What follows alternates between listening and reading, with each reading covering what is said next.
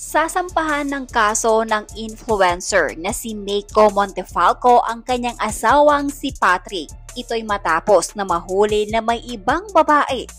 Ngunit tila hindi lang si Patrick ang irereklamo ni Meiko dahil ayon sa kanya ay isasama niya umano ireklamo ang mga kaibigan ng kanyang asawa na tinawag pa niyang mga palamunin. Sa post ng influencer sa kanyang social media, sinigurado nitong hindi lamang ang kanyang asawa ang magdudusa dahil pagtitiyak nito maging ang mga kaibigan o malapit kay Patrick ay idadamay niya dahil sa ginawang pagtatago ng mga ito sa kanya na may iba na palang kinakalantare ang kanyang asawa. Idadamay ko kayong lahat, kayong mga kaibigan ng palamunin kong asawa na ang lalakas ng loob tumingin at humarap sa akin kahit alam nyo kababuyan ng asawa ko. Umapak sa pamamahay ko, tumanggap ng panglilibre ko, may araw kayo. Samantala, naglabas naman ng statement si Patrick kaugnay sa issue nila ngayon ng kanyang asawa at humihingi ito ng paumanhin sa nagawang kasalanan. I don't know how to begin this message because no words can truly capture how deeply sorry I am for what I've done. Still, you deserve an honest explanation and the very least I can do is to try to express how remorseful I am for betraying your trust. I cheated and in doing so, I shattered something precious, something that we built with care, love, and so much time. There's no excuse for what I did. I crossed a line that never should have been crossed, and I made a decision that has hurt you deeply. I was selfish, careless, and thoughtless, and I've let you down in the worst way possible. You trusted me with your heart, your love, your time, your dreams, and I broke that trust. I know I've made you feel disrespected, unimportant, and disposable. That's the cruelest part of all of this. Because that was never how I saw you and never how I should have made you feel. You deserve honesty and loyalty, and I gave you that neither in that moment.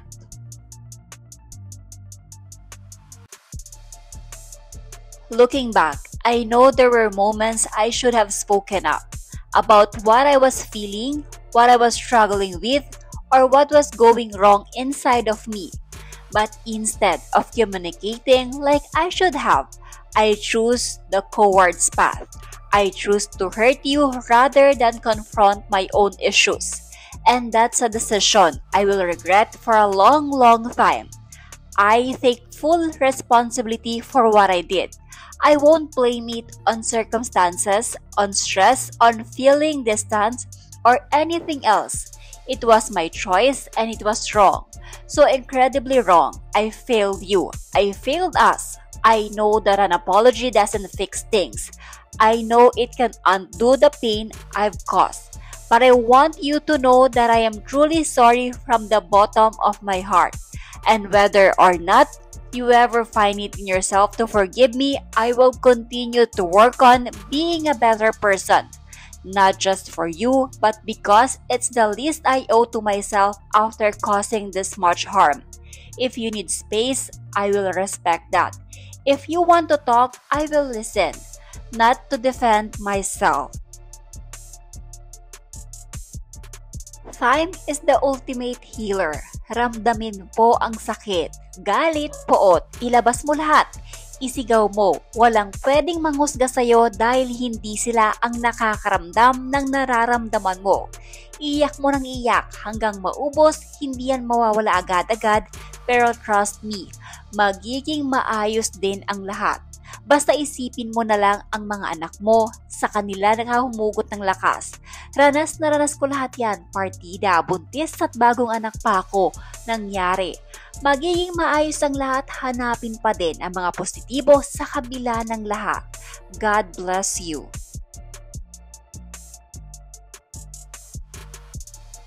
Babae din ako at alam ko na sobrang nasaktan ka po ate, pero sana tama na, okay na yung na-expose mo yung pagiging cheater niya, wag mo na po sagadin ang pamamahiya kasi sabi mo nga, Wala siyang sariling pera kasi walang trabaho at ikaw lahat na nagpo-provide. So sa financial problem pa lang, bagsak na yon. Plus sobra pang pangbabash pang natatanggap niya ngayon. Minahal mo din naman po siya, kaya sana kung wala na talagang pagpapatawad ang maganap, hayaan mo na po siya. May mga anak din naman yata kayo. Masakit din yon kasi para sa mga anak nyo na sobrang nababash yung tatay nila, di po maghihil yung nararamdaman mo. Ngayon, kung puro galit ang pairalin, mas okay na pong hiwalayin mo na lang at hayaan mo na ang ibang taong manghusga sa kanya sa mga maling ginawa niya. Huwag mo na sana i-expose pati ang pagiging ampon niya po kasi masakit din yan sa part niya. Ampon na nga siya, di nakaramdam ng pagmamahal galing sa totoong magulang tapos ipapamukha pa sa kanya ang pagiging ampon niya.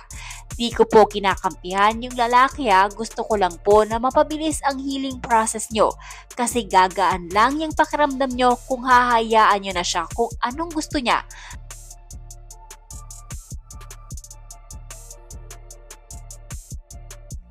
Ito lang masasabi ko, idol. Tayo ang pumipili ng distansyon na gusto natin at mararamdaman at makikita natin kung yung taong mahal tayo ay mahalaga tayo. Hindi natin need magbigay ng sobra-sobrang luho.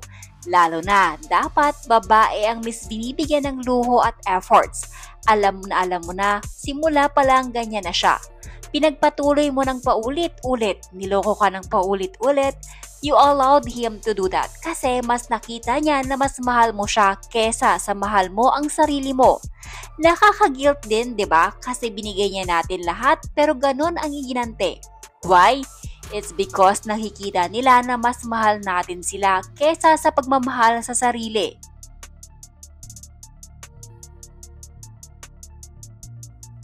Basically, he replaced her independent woman over a young girl na mas madaling mauto.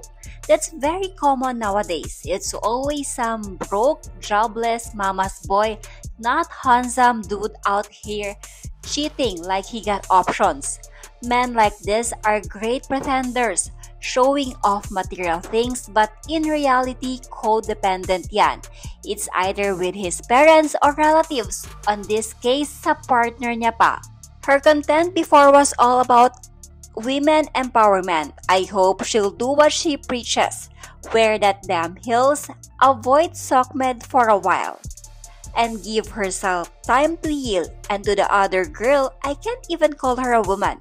You will get the same narcissistic energy he gave to his former partner or probably even worse. If the girl is a minor, then prison time is waving to the husband. Both the women and the girl are victims here.